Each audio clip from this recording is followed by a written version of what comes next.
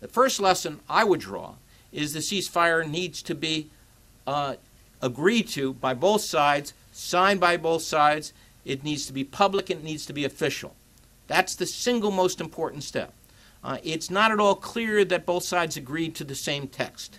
There is reason to question that. But we do know for sure that there is not a single text. So that's the most important. Secondly, I think while Egypt played an absolutely central role in that mediation, I think the time has come, given some questions raised by at least Hamas, that the U.S. join together with Egypt in trying to make this mediation work, either directly or indirectly. I think that will be very important. I think third, the ceasefire to succeed needs to be narrowed to its basic elements. Both sides right now are starting to throw different things into a ceasefire, which will make it impossible to achieve this first immediate and critical step. The Israeli government would like for Gilad Shalit to be freed as part of the ceasefire. I understand. I'm very sympathetic to that. I've met with Shalit's father several times, but that has always been negotiated on a separate track, and there are many complexities in that, which I hope can be worked out soon. And I think its chance of success will improve to the extent that a ceasefire can be negotiated first, but neither that will succeed nor the ceasefire if they join them together at this point. On Hamas's standpoint, they're starting to throw in war crimes into this mix, and that certainly can't succeed in making this work. So the basic equation of a ceasefire has to be very simple and very direct. No rockets from Gaza into Israel, no military incursions or subversion in either Gaza or in Israel, and the crossings need to be opened on a specified formula with a number of the trucks that should be going in at a certain period of time, and that has to be linked very clearly and right away to the rest of it. And most important, we need a monitoring mechanism by a neutral organization, and the quartet needs to be involved immediately whenever a single violation occurs, by going to that side that violated it, seeking an explanation, and taking steps to ensure that the violation not recur. That is the only way to begin to break the cycle, which we've just started in again, of rockets and retaliation, in which one side is responsible for an act against the other, and the other says that it has to respond immediately and harshly, otherwise it will be interpreted as weakness. Both arguments can be heard from both sides. There's only one way to break that cycle. It needs to be done by the quartet. It needs to be done by a neutral monitoring organization. And then if that ceasefire can hold, then the next steps are, first, you need a mechanism that will manage the reconstruction process and that will begin to bring Hamas and Fatah together in managing that. You need to move from that to intra-Palestinian reconciliation, in which they establish a government, perhaps not of Hamas and Fatah, but in which both sides can reject nonpartisan people who are part of this transitional government.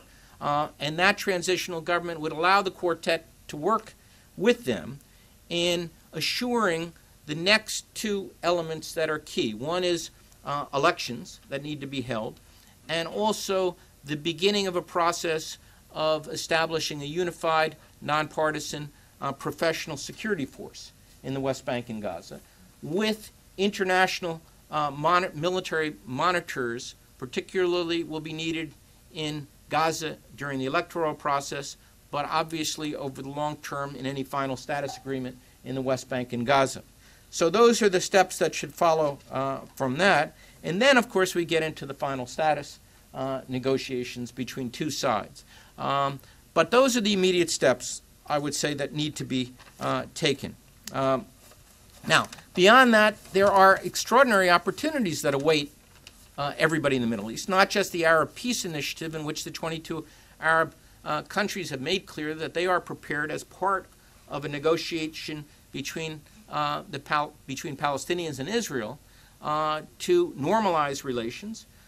You have Syria, which we have met with President Assad several times, which is not only eager to trade the land for peace, the Golan Heights for genuine peace, but the potential of a serious realignment on the part of Syria towards the West, towards the U.S. It's very important that the U.S. has to be a part of that for a number of different reasons, not only to guarantee the agreement, but because Syria wants to reorient its own economy to the West and towards freer trade. And then beyond that, Lebanon and a peace. So there is, at this moment in time, a unique opportunity to move forward. I think the appointment of George Mitchell offers an extraordinary opportunity.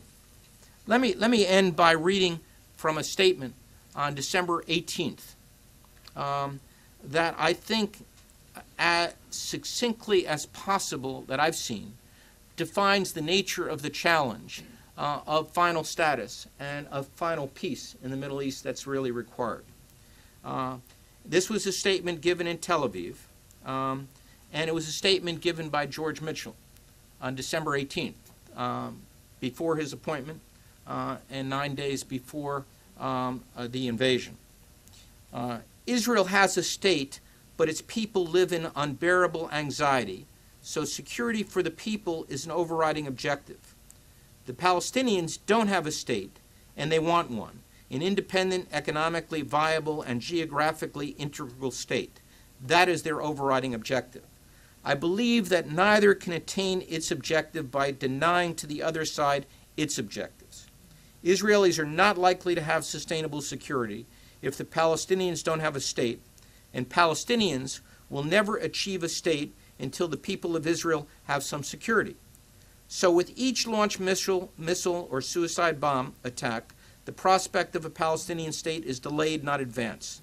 But there must be available to Palestinians the clear alternative, an alternative which they must seize of a nonviolent path to a Palestinian state living in peace alongside a Jewish state. Palestinians in turn must accept that the Israeli demand for security is as real and as necessary as their demand for a state. I think that is not only a good description of the challenge that awaits all of the countries, but it's a wonderful statement because it's from the person who is now in a position to try to encourage all parties to make that succeed. Thank you.